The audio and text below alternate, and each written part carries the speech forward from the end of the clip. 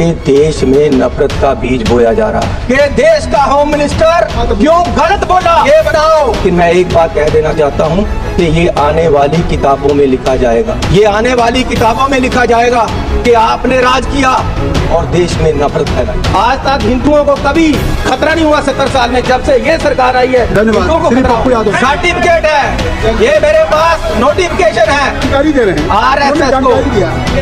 Sir बोलने नहीं देना तो आपकी मर्जी है, सरकार से बोलिए। सर अब वकालत तो आप ही कर रहे हो सारी उनकी। सर अब आप कह रहे हैं राष्ट्रपति का नोटिफिकेशन होता है, सरकार करवाती है। जो भी राष्ट्रपति करते हैं पहले काउंसिल ऑफ मिनिस्टर से पास होकर जाता है। आपका 15 मिनट हो गया, आप बोलने नहीं देना, 15 मिनट हो गया। सर बोलने दोगे कि नहीं? 62 के चाइना युद्ध के बाद 1963 में इंडिया गेट पर परेड में राष्ट्रीय स्वयंसेवक संघ को नेहरू जी ने शामिल कराया। ये नेहरू जी को गाली दे, ये नेहरू जी की नीतियों को गाली दे। RSS गणतंत्र दिवस के परेड में शामिल हुआ था, आप माफी मांगिए देश से कि नेहरू ने गलती की। आप वो खड़े हो गए हैं। अरे गाँव तो बचने तो तभी मांगते आएंगे नहीं यार, अभी पानी आया नहीं, मोचे खोल भी लिया आपने। सर बोलने दोगे कि नहीं मुझे? वहाँ ऐसे खड़े हुए और बोला कि आज ही पैकेज अनाउंस कर दूं क्या?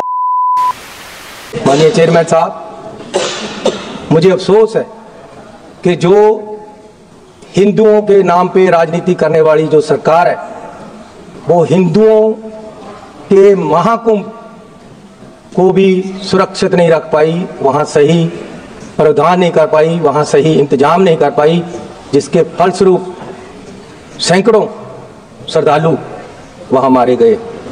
सो मैं सरकार से, बल्कि यहाँ जिस दिन सबको श्रद्धांजलि दी गई उस दिन उन श्रद्धालुओं को भी श्रद्धांजलि देनी चाहिए थी, लेकिन नहीं दी गई, बाद में दी होगी। लेकिन मैं आपको बेनती करता हूं कि सरकार की गलती से सब कुछ हुआ है। सरकार को on the floor of the house माफी मांगनी चाहिए कि हम वहां ये इंतजाम नहीं कर पाए। चेयरमैन साहब, कल राहुल गांधी जी बोले और कल देश ने देखा राहुल गांधी जी में एक ट्रू स्टेट्समैन को देखा है।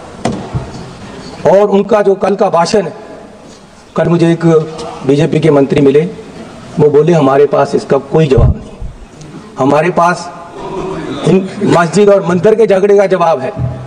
लेकिन अगर आप किसी मंत्री का नाम देंगे तब वो मैंने नाम लिया नहीं सर, मैंने नाम लिया नहीं। फिर आप आरोप आरोप नहीं है सर, मैं प्रशंसा कर रहा हूँ, मैं आरोप नहीं लगा रहा हूँ, प्रशंसा कर रहा हूँ। जवाब दे सकता है क्या मैं उसको मंत्री पद से हटा दूं? सर राहुल गांधी पे 40 केस हैं आज इस सरकार ने डाले हुए, उसको तराशा जा रहा है, वो हीरा है और तराश हो रहा है। और सरकार हर बार, अब पार्लियामेंट में भी केस कर दिया, जहां जाते वहां की सरकार से केस करवा दिया जाता है। लेकिन राहुल गांधी ने कल बताया कि उसकी सोच देश को आगे ले जाने की है और ये देश को हर समय पीछे लेकर जा रहे। बिना शिक्षा एजुकेशन कोई देश, कोई घर तरक्की नहीं कर सकता।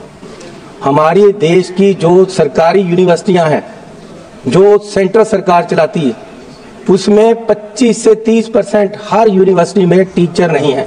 पढ़ाई कैसे होगी?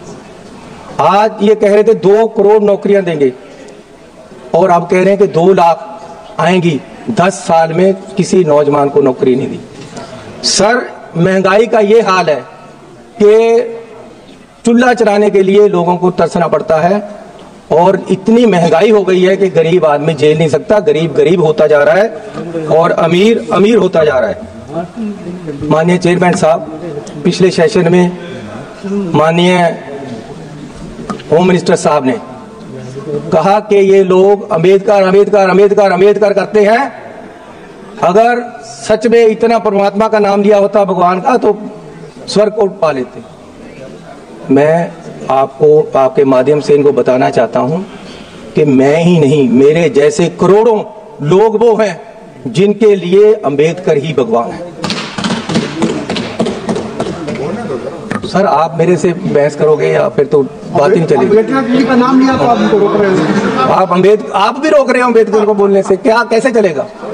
अम्बेडकर वो है जिसने मेरे जैसे करोड़ों नौजवानों को खड़ा किया है, देश को आरक्षण देकर गरीबों को ऊपर उठाया है, जिसने औरतों की वकालत की है। अंबेडकर के नाम पे ऐसे शब्द बोलना ये निंदनीय है और माफी मांगनी चाहिए इन लोगों। और इससे उत्साहित होकर पंजाब में पिछले हफ्ते एक आदमी ने अंबेडकर साहब के बुत पे चढ़कर हथौड़े से उसको तोड़ा है। ये बीज ने नफरत का। देश का होम मिनिस्टर बोलेगा अंबेडकर के खिलाफ, वो आम लोगों को तो उत्साहित होंगे ही। आम लोग क्यों नहीं बोलेंगे? जब आपका सबका सिपा सलारी बोल रहा है तो आम लोगों का क्या हाल होगा? आप अम्बेडकर के ही नहीं, अम्बेडकर को संविधान के भी दुश्मन हो।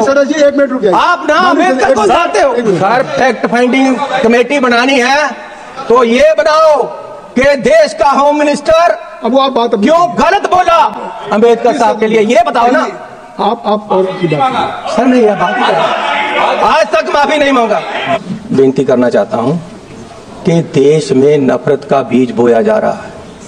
दलितों को दबाने के लिए, मिनॉरिटी को दबाने के लिए, हर वर्ग को, किसानों को, किसान वहां अंबाला में धरने पे बैठे हैं, मरण वर्त में बैठे हैं, कोई सुनवाई नहीं। अब कह रहे जी आप 14 तारीख जब सेशन खत्म हो जाएगा उसके बाद आना, वादा कर गए हैं। वो 5वें रोज का किसी से सुन लिया होगा, दिन या 4 दिन की है। किसानों के साथ हर जगह नफरत का बीज बोया जा रहा है। लेकिन मैं एक बात कह देना चाहता हूं कि ये आने वाली किताबों में लिखा जाएगा, ये आने वाली किताबों में लिखा जाएगा कि आपने राज किया और देश में नफरत फैलाई। माननीय चेयरमैन साहब, अब वादे देखो, कहते जी काला धन वापस लेकर आएंगे। सर, हमारे पंजाब के ट्रांसपोर्टर 1914 में बहुत सारे कलकत्ता चले गए कि बंदरगाह पे काला धन आएगा, हमें काम मिलेगा। आज तक कोई काला धन नहीं आया। फिर कहते हैं जी 15 लाख रुपए अकाउंट में आएंगे, आज तक कुछ नहीं आया। सर, अब बिहार के लिए बड़े बड़े अनाउंसमेंट कर दिए, यहाँ देना है कुछ 2015 में बिहार के इलेक्शन थे, प्रधानमंत्री जी वहां गए। अब प्रधानमंत्री जी का बोलने का लहजा तो आपको पता ही है, उससे ऊपर कुछ नहीं है। जिस तरीके से वो व्याख्या कर सकते हैं, लेक्चर कर सकते हैं, लोगों को जचा सकते हैं कोई बात, उससे ऊपर कुछ नहीं। वहां ऐसे खड़े हो गए और बोला कि आज ही पैकेज अनाउंस कर दूं क्या? बिहार के लोगों को बोल रहे रैली में। मुझे पता है 50,000 करोड़ से कुछ नहीं होगा, 60,000 कर दूं, अरे 70,000 कर दूं, 80,000 कर दूं, 90,000 कर दूं, 1.25 करोड़ रुपया आपको मिलेगा। 1.25 करोड़ लाख बिहार को, 1.25 लाख करोड़। सर 1.25 लाख करोड़, 1.25 लाख आपने सही कर दिया। सर कितने मिले बिहार को? सर आपने मुझे सही कर दिया, आपको भी याद है, आपको बहुत अच्छा लगेगा दोबारा ये देखना एक बार वीडियो निकालकर। कितने मिले बिहार को? तो फिर बिहार के ऊपर क्यों लगाने के लिए? और आज आप तो यही कह रहे हैं ना बिहार के लिए दिया जा रहा है। आज फिर बिहार को कह दिया बस अड्डा मिलेगा आपको, इतने पैसे मिलेंगे, इलेक्शन आ रहे, सब कुछ मिलेगा। मिलाना कुछ नहीं। फिर दोबारा तो क्यों झूठे वादे करके लोगों को हर समय ये पीछे लगाते हैं और हर समय लोगों के साथ धोखा होता है? मैं ये आपसे पूछना चाहता हूँ। सर अभी तो मैं शुरू हुआ हूँ। अरे आपका 12 मिनट कुछ। सर मेरी बात सुनो। सर नेशनलिज्म की बात करते हैं, आरएसएस की हर समय बात। मैं पूछता हूं, कभी आप बताओगे कि आपका देश की आजादी में क्या योगदान था? आरएसएस का क्या योगदान था? राष्ट्रपति के भाषण पे बोल रहे हैं, आरएसएस की विचारधारा पे बोल रहे हैं। सर आप मुझे बोलने देगा कि नहीं? मैं ये पूछना चाहता हूं। अब ये देखो सर, गौरव, ये पटेल साहब की बात कर रहे हैं, मेरे पास ये सर्टिफिकेट है कि पटेल साहब होम मिनिस्टर होते हुए उन्होंने आरएसएस को बैन किया था। ये झूठ है बात बोले। और फिर 1966 में, 1980 में आरएसएस के लिए ये कहा गया कि आरएसएस और जमात इस्लाम कोई सरकारी कर्मचारी, कोई सिविल सर्वेंट उनका मेंबर नहीं बन सकता।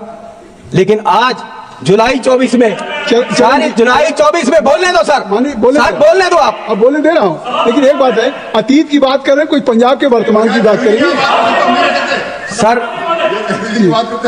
सर अब 24 में, जुलाई 24 में इन्होंने आरएसएस को ये कर दिया कि आरएसएस में कोई भी सरकारी कर्मचारी मेंबर बन सकता है। सर अभी 24 में आरएसएस को ये किया गया कि कोई भी सिविल सर्वेंट उनका मेंबर बन सकता है। But there are other speakers also from your party. How? So there is a time. Already he has taken for 15 minutes. He was giving only. Sir 15 minute से 12 मिनट तो आप ही बोल रहे हो। क्या करोगे आप? ये चन्नी पे पहले से लगा देते हो, आपके बोलना नहीं देना। तो सर मैं आपको निवेदन करूं कि मैं कह रहा था कि जुलाई 24 में सरकार ने ये कर दिया है कि आरएसएस का कोई भी अफसर, देश का कोई भी कर्मचारी आरएसएस का मेंबर बन सकता है, जो पहले नोटिस। आपकी बात होगी, बहुत बहुत धन्यवाद। दो सर, अब 1 मिनट पे आ गए। सर पिछली बार यहाँ एक मेंबर साहब बोल रहे थे जिनको इस बार मंत्री ने बनाया, कौन है वो, ठाकुर साहब, तो वो उन्होंने महाभारत छेड़ ली। मुझे सचमुच लगा जैसे धृतराष्ट्र के हस्तिनापुर के दरबार में दुर्योधन खड़ा होकर बोल रहा।